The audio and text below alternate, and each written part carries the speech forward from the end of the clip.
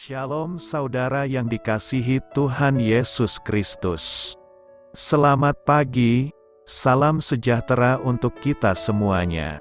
Selamat datang kembali di Renungan Rohani pagi hari ini. Semoga saudara yang terkasih dalam keadaan sehat selalu, kiranya damai dan sukacita Roh Kudus melimpah di dalam hati dan pikiran saudara saat ini. Sebelum kita mulai renungan pagi ini, marilah kita bersama-sama berdoa.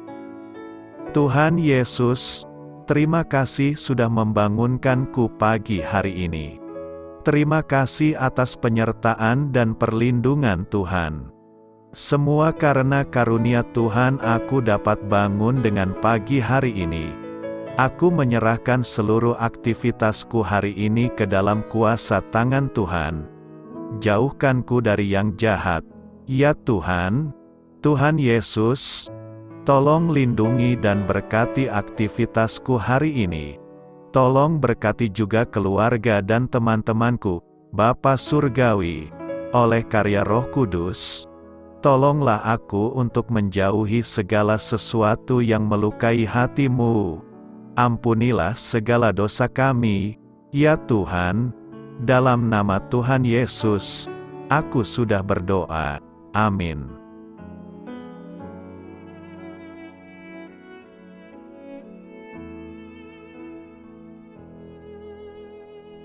Sahabat Suara Sion, pembacaan ayat emas Alkitab renungan kita hari ini. Nats pilihan kita adalah, bagiku tidak ada sukacita yang lebih besar daripada mendengar bahwa anak-anakku hidup dalam kebenaran. Tertulis dalam kitab 3 Yohanes 1 ayat 4, bacaan kita terambil dari kitab Mazmur 34 ayat 12 sampai dengan ayat 23. Marilah anak-anak, dengarkanlah aku, takut akan Tuhan akan kuajarkan kepadamu. Siapakah orang yang menyukai hidup, yang mengingini umur panjang untuk menikmati yang baik? Jagalah lidahmu terhadap yang jahat dan bibirmu terhadap ucapan-ucapan yang menipu. Jauhilah yang jahat dan lakukanlah yang baik. Carilah perdamaian dan berusahalah mendapatkannya. Mata Tuhan tertuju kepada orang-orang benar, dan telinganya kepada teriak mereka minta tolong. Wajah Tuhan menentang orang-orang yang berbuat jahat untuk melenyapkan ingatan kepada mereka dari muka bumi. Apabila orang-orang benar itu berseru-seru, maka Tuhan mendengar, dan melepaskan mereka dari segala kesesakannya. Tuhan itu dekat kepada orang-orang yang patah hati, dan Ia menyelamatkan orang-orang yang remuk jiwanya. Kemalangan orang benar banyak, tetapi Tuhan melepaskan dia dari semuanya itu. Ia melindungi segala tulangnya, tidak satu pun yang patah. Kemalangan akan mematikan orang fasik, dan siapa yang membenci orang benar akan menanggung hukuman. Tuhan membebaskan jiwa hamba-hambanya, dan semua orang yang berlindung padanya tidak akan menanggung hukuman. Terambil dari kitab Mazmur 34 ayat 12 sampai dengan ayat 23. Inti dari ayat emas renungan kita adalah, anak-anak kecil sangat berharga bagi Allah. Mari kita mulai renungan kita. Judul renungan kita hari ini adalah Warisan. Mari kita mulai kisah inspiratif. Karirnya sebagai pengarang berlangsung selama 30 tahun, yakni dari pertengahan tahun 1960-an sampai pertengahan tahun 1990-an. Ia menulis 12 buku dan menerima 16 penghargaan doktor honoris causa. Namun, 3 tahun sebelum meninggal dunia karena kanker pada tahun 1996, seorang yang terkenal humoris, Erma Bombeck, berkata kepada seorang pewawancara dari TV ABC bahwa berapapun jumlah artikel yang ditulisnya, warisan terbaiknya adalah ketiga anaknya. Apabila saya tidak dapat membesarkan mereka dengan baik, katanya, maka setiap hal yang saya lakukan tidaklah terlalu penting. Bombeck memiliki kekayaan dan kemasyhuran serta digemari oleh jutaan pembacanya. Akan tetapi, ia sadar bahwa prioritas utamanya ialah merawat anak-anaknya. Meskipun tidak ada orang tua yang dapat menjamin bahwa anaknya akan menjadi penduduk teladan yang beriman, sebagai orang tua kita harus berusaha memiliki sikap seperti Erma. Motivasi kita ialah memenuhi kebutuhan jiwa, raga, dan emosi anak-anak kita. Merekalah warisan kita. Ini berarti kita harus memperkenalkan mereka kepada Sang Juru Selamat, menyediakan bimbingan rohani, berdoa bagi mereka, dan mendorong mereka untuk menemukan para pembimbing bijak yang dapat menolong mereka dalam menjalani hidup Kristiani yang saleh. Ya, ini merupakan perjuangan yang berat, kerap kali bahkan menyita banyak waktu dan menuntut banyak pengorbanan. Namun, nilai seorang anak jauh melebihi semuanya. Adalah kebahagiaan tersendiri bagi orang tua jika anak-anaknya hidup dalam kebenaran. Hal itu terlihat dari perasaan Yohanes kepada anak rohaninya, Gaius. Surat 3 Yohanes di bagian awal ini ditujukan untuk menguatkan Gaius, yang telah menghidupi kebenaran dengan cara menunjukkan kasih dan belas kasihan pada para misionaris dan para pemberita Injil. Ia melakukan dengan tulus. Rasul Yohanes memuji tindakan yang dilakukan oleh Gaius. Ia mendorongnya untuk tekun melakukannya serta menjadikannya sebuah motivasi bagi jemaat lain yang membaca surat tersebut. Sikap ramah dan rela untuk membantu adalah bagian yang tidak terpisahkan dari kehidupan orang-orang yang beriman kepada Tuhan. Sebuah sikap yang menyatakan kasih kepada mereka yang membutuhkan, sebagaimana yang telah Yesus teladankan dalam karya keselamatannya kepada kita. Hidup dalam kebenaran bukan berarti kita hanya berdoa, beribadah dan aktif dalam pelayanan. Tetapi hidup dengan benar dalam setiap aspek kehidupan kita. Baik dalam dunia pekerjaan kita, sekolah, hubungan dengan sesama dan dalam semua aktivitas yang kita lakukan sehari-hari. Menghidupi firman Tuhan dan melakukannya dalam seluruh kegiatan yang kita lakukan, akan membuat hidup kita dibimbing Roh Kudus ke jalan-jalan kebenaran.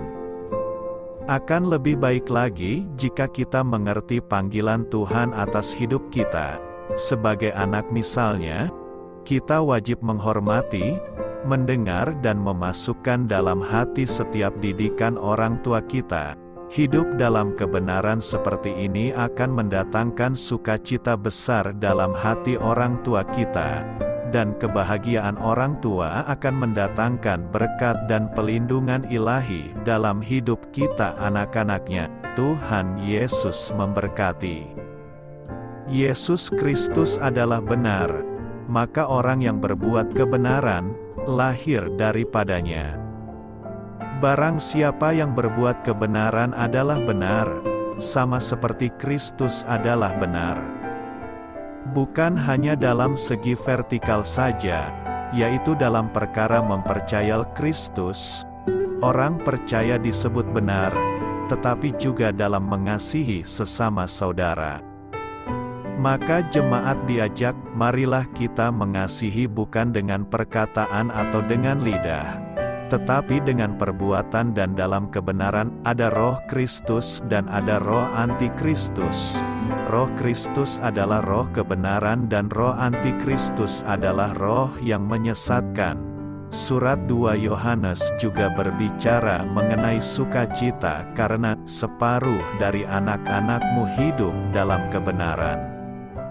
Melalui nas hari ini, kita harus mengembangkan sebuah kehidupan yang didasarkan kepada kebenaran, yaitu bahwa kita mempercayai dan menaati perintah Tuhan. Ketaatan itu juga terwujud dalam sikap yang tidak mengutamakan kepentingan diri sendiri, dengan menyatakan kehidupan yang penuh keramahan serta kerelaan untuk membantu.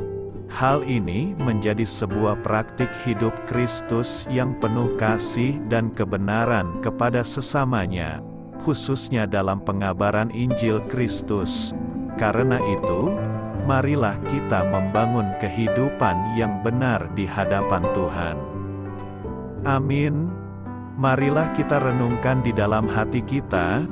Doa saya menyertai saudara sekalian.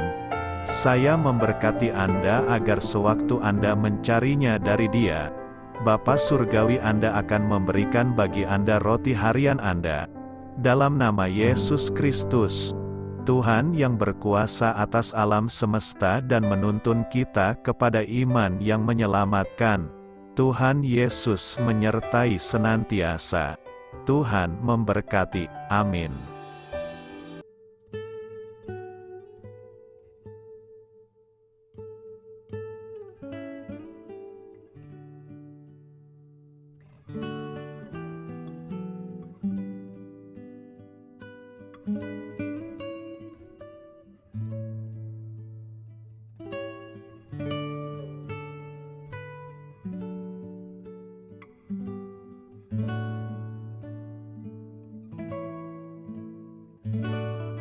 Marilah kita renungkan, sahabat pendengar, demikianlah renungan firman Tuhan di pagi hari ini.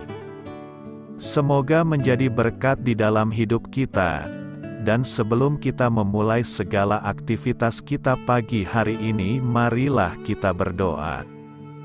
Selamat pagi Bapa, malam hari telah berganti pagi, kehidupan baru telah Engkau berikan kembali bagi kami.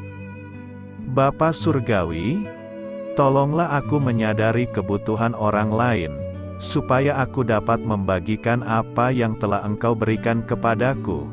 Pada saat aku membutuhkan, berilah aku keyakinan bahwa Engkau akan mencukupkanku, melalui orang-orang yang mengasihi-Mu. Bukan karena kami pantas atau layak, namun karena kasih karunia-Mu, kami boleh ada, sebagaimana kami ada di pagi hari ini.